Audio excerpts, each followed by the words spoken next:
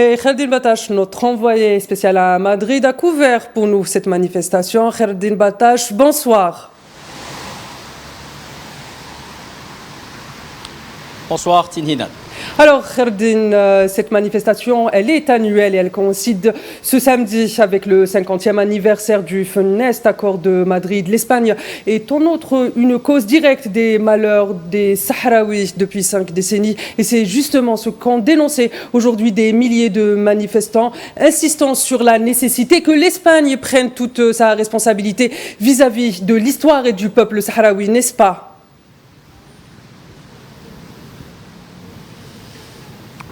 Oui, Tinhinan Makassi, l'Espagne tente justement d'assumer sa responsabilité en permettant la tenue de telles manifestations. Beaucoup d'Espagnols y ont d'ailleurs pris part aujourd'hui conjointement avec les représentants des associations sahraouis, des représentants du Front Polisario ici en Espagne, mais également des milliers de Sahraouis qui étaient présents. Donc ce n'est pas peut-être ici à Madrid l'Espagne qui est à blâmer en premier lieu, mais bien entendu l'occupation marocaine qui fait tout pour empêcher le peuple sahraoui d'accéder à ce droit inaliénable, ce droit légitime d'exercer l'autodétermination via un référendum.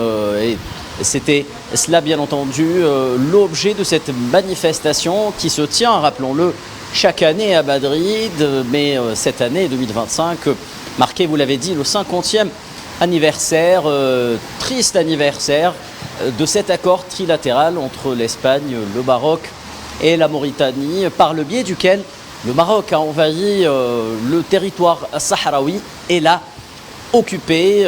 C'était un certain 14 novembre 1975.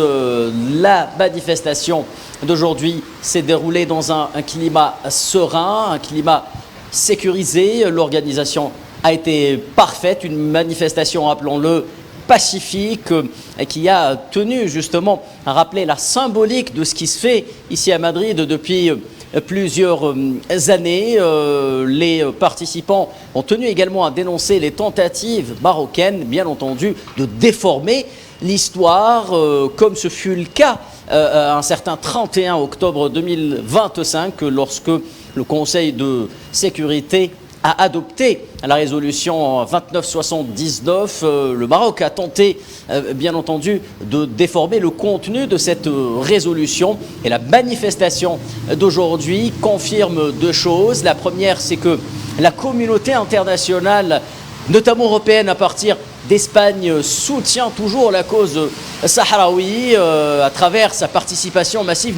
Nous l'avons vu tout au long de cette journée. La deuxième est bien entendu et que l'autodétermination reste une base confirmée de résolution, peut-être pour le peuple sahraoui, le Front Polisario, la seule base envisageable de résolution de ce conflit. Une dernière chose avant de vous rendre l'antenne, Tinhinan, la symbolique se trouvait également lors de ce passage de témoins entre générations de Sahraouis. On a vu beaucoup de jeunes Sahraouis, peut-être le plus jeune avait à peine 1 an, qui étaient présents aujourd'hui, malgré la pluie et le froid ici à Madrid, pour participer à cette manifestation.